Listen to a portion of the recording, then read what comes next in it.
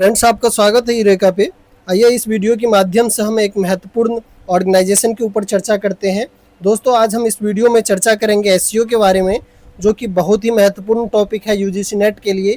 यहाँ से एग्जाम में ज़रूर प्रश्न बनाए जाते हैं, तो आप वीडियो के लास्ट तक बने रहें ताकि हम इसे विस्तार पूर्वक समझ सकते हैं। तो दोस्तों, आइए आरंभ करते हैं। सर्वप्रथम हम देखते हैं एसईओ का गठन किस प्रकार से हुआ था। तो दोस्तों, शंघाई सहयोग संगठन एक अस्थायी अंतर सरकारी अंतर्राष्ट्रीय संगठन है। यह एक यूरेशियन राजनीतिक, आर्थिक और सैन्य गठबंधन है, जिसका मुख्य उद्देश्य क्षेत्र में शांति, सुरक्षा और स्थिरता बनाए रखना है। दोस्तों, जो एससीओ का गठन हुआ था, ये संघाई 5 से एससीओ का गठन हुआ था।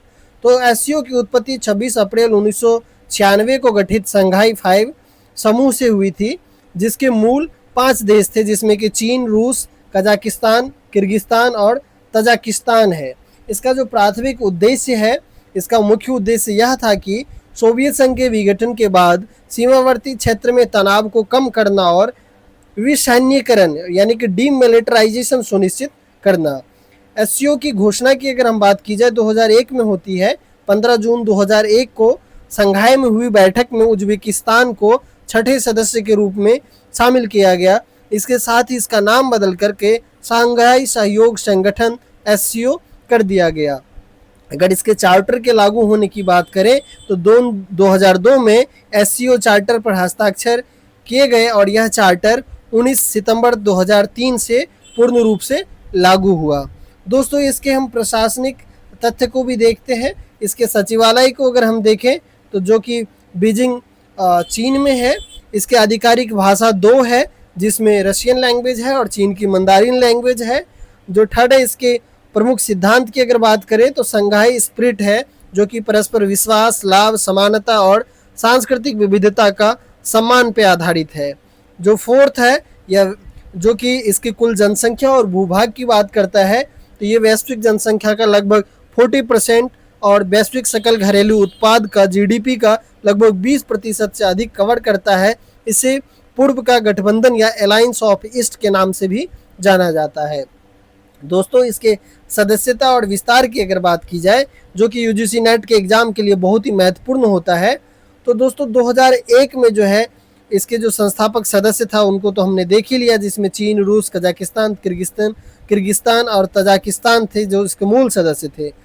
इसके बाद में 2001 के जून में उज्बेकिस्तान इसमें शामिल होता है और 2017 में इसका ऐतिहासिक विस्तार किया जाता है, जिसमें भारत पाकिस्तान को अस्ताना शिखर सम्मेलन में पूर्ण सदस्यता प्रदान की गई। यह दक्षिण एशिया में एससीओ का पहला विस्तार था।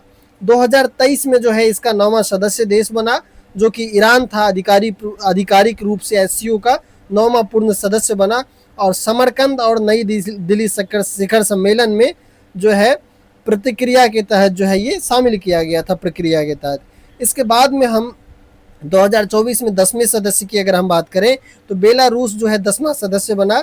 2024 में अस्ताना शिखर सम्मेलन में आधिकारिक रूप से एससीओ का 10वां पूर्ण सदस्य जो है बेलारूस को बनाया गया था। अब इसके हम अगर ऑर्गेनाइजेशनल स्ट्रक्चर की बात करें तो एससीओ का संचालन 2 मुख्य स्तरों और अस्थायी निकाय के द्वारा किया जाता है। इसमें पहला है council of heads of state और दूसरा है council of heads of government. तो दोस्तों, council of heads of state की अगर हम बात करें तो यह संगठन का सर्वोच्च निकाय है। इनकी बैठक वर्ष में एक बार होती है, जिसमें सभी महत्वपूर्ण रणनीतिक निर्णय और अंतर्राष्ट्रीय नीतियों को मंजूरी दी जाती है। जो सेकंड है council of heads of government, यह संगठन के भीतर आर्थिक, बजटीय और व्यापारिक सहयोग पर निर्णय लेती है। इसकी भी वार्षिक बैठक होती है। इसके बाद में अस्थायी निकाय की अगर बात किया जाए, जो कि एससीओ का सचिवालय है, यह इसकी जो मुख्यालय है बीजिंग में है, जो संगठन के दैनिक कार्य और प्रशासनिक समन्वय को देखता है। इसके बाद में आरएटीएस है, रीजनल एंटी टेररिस्ट स्ट्रक्चर। इसका मुख्यालय ताशकंद में उज्बेकिस्तान में है। यह यूजीसी नेट का जो है बहुत ही महत्वपूर्ण प्रश्न है, यहाँ से कई बार प्रश्न बनाए जाते हैं। इसके बाद में भारत और एससीओ की अगर हम बात करें तो भारत 2005 से एससीओ में एक पर्यवेक्षक के रूप में शामिल था। 2017 में सदस्य बनने के बाद भारत के लिए इसके जो रणनीतिक मायने हैं वो इस प्रकार से है। पहला ये है कि मध्य एशिया तक भारत का इससे पहुंच बढ़ा। भारत की जो कनेक्शन है सेंट्रल एशिया नीति को लागू करने के लिए एससीओ का एक महत्वपूर्ण मंच प्रदान करता है, जिससे खनिज समृद्ध मध्य एशियाई देश तक जो है भारत का पहुंच जो है सुगम होगा। और सुरक्षा और सहयोग की अगर बात करें तो RATS के माध्यम से भारत क्षेत्रीय आतंकवाद, सीमा पार सुरक्षा खतरे और मादक पदार्थ की तस्करी यानी कि ड्रग्स ट्रैफिकिंग पर लगाम लगाने के लिए खुफिया जानकारी साझा कर सकता है। जो थर्ड है भू राजनीतिक संतुलन, जियो पॉलिटिकल बैलेंसिंग की अगर बात की जाए तो एससीओ के मंच पर चीन और पाकिस्तान जैसे पड़ोसियों की उपस्थिति के कारण भारत को अपने हितों की रक्षा करने और क्षेत्रीय संतुलन बनाए रखने के लिए एक राजनयिक चैनल मिला हुआ है। इससे 2023 में अध्यक्षता भी किया था भारत ने वर्ष 2023 में पहली बार एससीओ सम्मेलन की अध्यक्षता की। यह सम्मेलन वर्चुअल मोड में आयोजित किया गया था, जिसका थीम था श्योर एससीओ रखा गया था। अब अगर हम बात करें श्योर के फुल फॉर्म को देखते हैं तो एस से सिक्योरिटी है, ई से इकोनॉमिक डेवलपमेंट है, सी से कनेक्टिविटी है, यू से यूनिटी है, आर से respect for sovereignty and integrity है और ई से इन्वायरमेंटल प्रोटेक्शन है। ये याद रखेंगे, कई बार एग्जाम में जो है यहाँ से प्रश्न बनाए जाते हैं। अगर की चैलेंजेस अगर हम भारत के लिए देखें तो द्विपक्षीय विवाद जैसी चीज़ें हैं, यानी भारत चीन सीमा विवाद और भारत पाकिस्तान के बीच द्विपक्षीय तनाव के कारण एससीओ के घोषणा पत्रों में पूर्ण सहमति बनाना अक्सर कठिन हो जाता है। जो सेकंड है BRI पर भारत का मतभेद, चीन के जो बेल्ट एंड रोड इनिशिएटिव जिसे शॉर्ट में BRI कहते हैं को लेकर भारत की संप्रभुता संबंधी चिंताएं हैं। सीपेक गलियारे के कारण भारत और चीन के बीच मतभेद भी उत्पन्न हुआ था।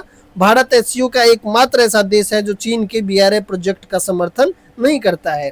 जो थर्ड है पश्चिम विरोधी छवि की अगर बात की जाए तो पश्चिमी देश विशेषकर जो अमेरिका है एससीओ को नाटो के समांतर या फिर पश्चिम विरोधी ब्लॉक के रूप में देखते हैं, जबकि भारत गुटनिरपेक्षता और रणनीतिक स्वायत्तता की नीति का पालन करता है।